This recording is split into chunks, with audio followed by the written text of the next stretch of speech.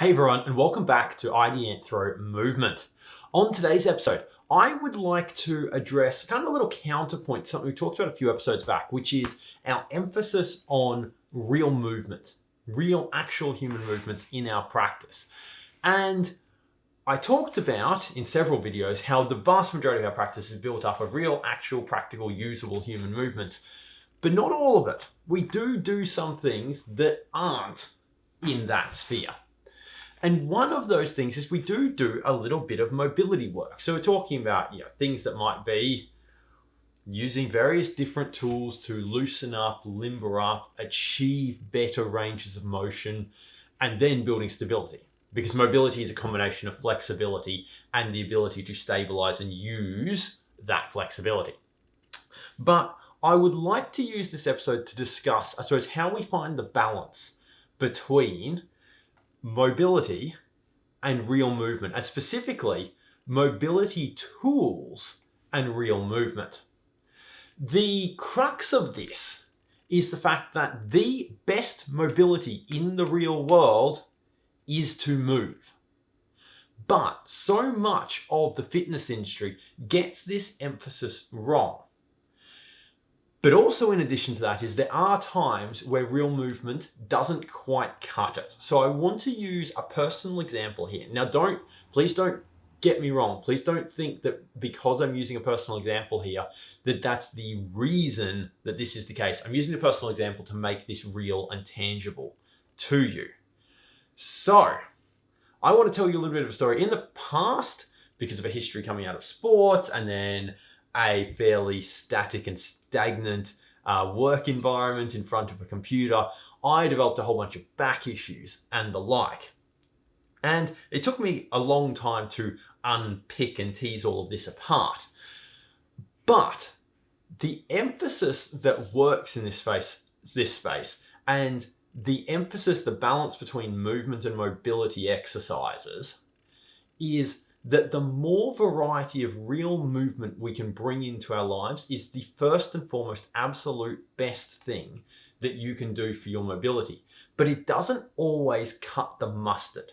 So in my case, because of a history riding the sport of bike trials, we have a dominant foot forward and therefore ended up a little bit kind of twisted because of your posture. You can think about how a golfer twists more in one direction, might end up a bit twisted out of shape, or how a batter in cricket or in baseball or any other sport like that, who might be constantly looking over one shoulder towards where the ball is coming from, might get a little bit twisted out of shape because of that. I got a little bit twisted out of shape because of that, and then locked it in stone with a bunch of computer work, which also, because of my dominant hand, led me to twist in the same direction.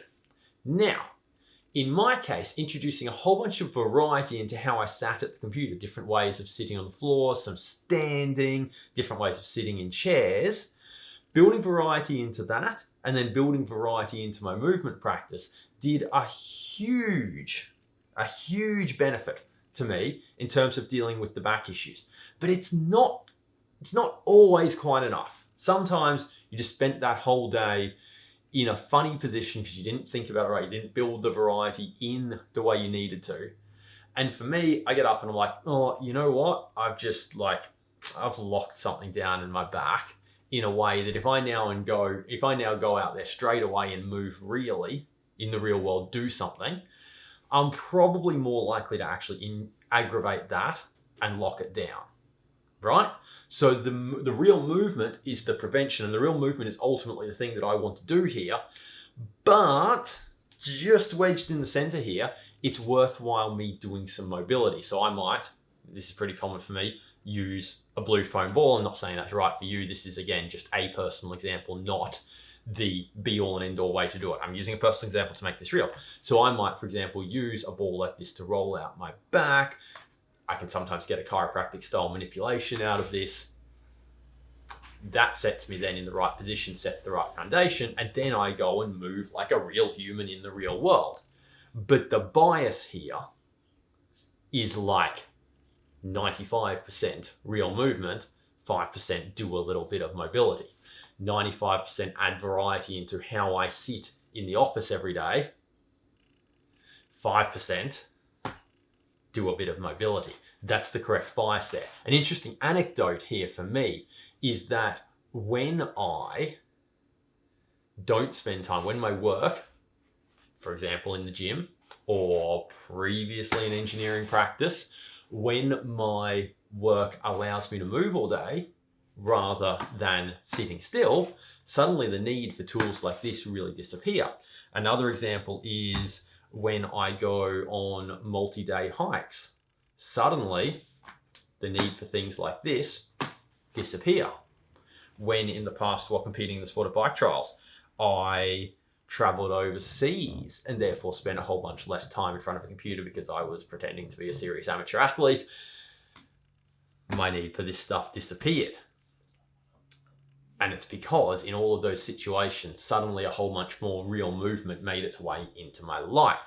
What I'd like to address here is the ways in which now the fitness industry, I feel, is putting too much emphasis on things like this and not enough on real movement. And I see this manifesting itself in two ways. One of which is the reality is, in the moment, grabbing any form of mobility tool, you can make yourself feel really quite like if you're locked up and tight, grabbing one of these things will quite possibly get you really nice immediate relief, right? So we see this in the fitness industry where people, because this is so attractive, because this feels so good, there's too much emphasis. Instead of it being like 95% real movement and 5% like topping it off with this when you need it, people spend way too much time doing the mobility and not enough time doing the real movement.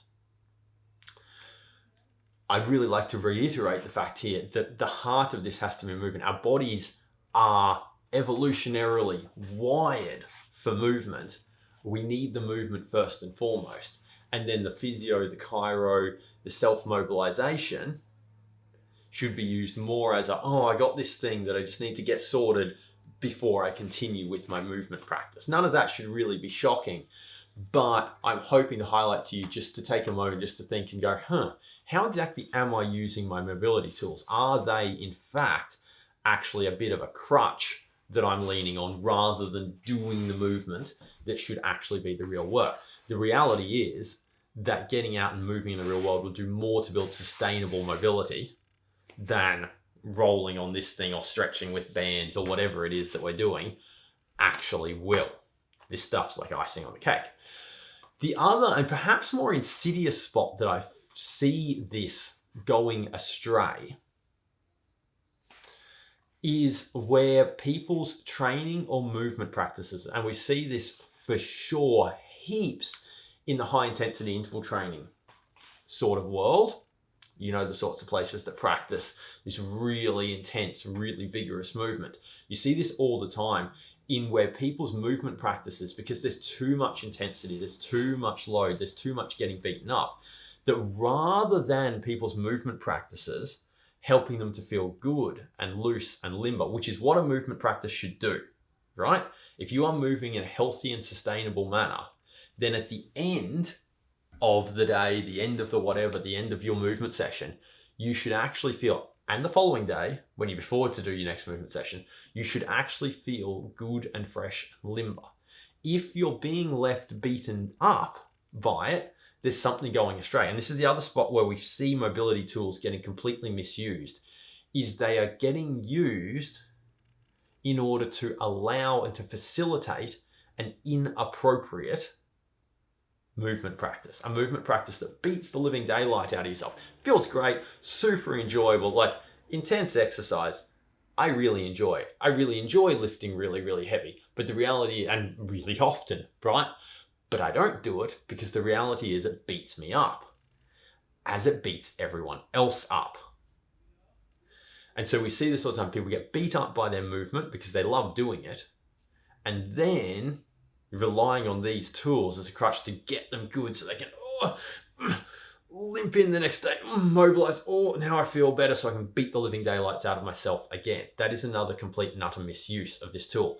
That, to draw an analogy, to make it obvious why that is such a silly idea, because that immediately might be like, well, you know what, I'm getting fitter. And if this allows me to push harder and get fitter, that's a good thing. The dietary equivalent to that, right? The dietary equivalent to beating yourself up in your training every single day and then mobilizing just so you can move the next day, the dietary equivalent to that is eating a rubbish diet made up of whatever fast food you want to think of, right? Eating this rubbish diet and then relying on popping pills, popping vitamins, popping statins, whatever other medication it is, to keep you functioning the next day to make up for your rubbish diet.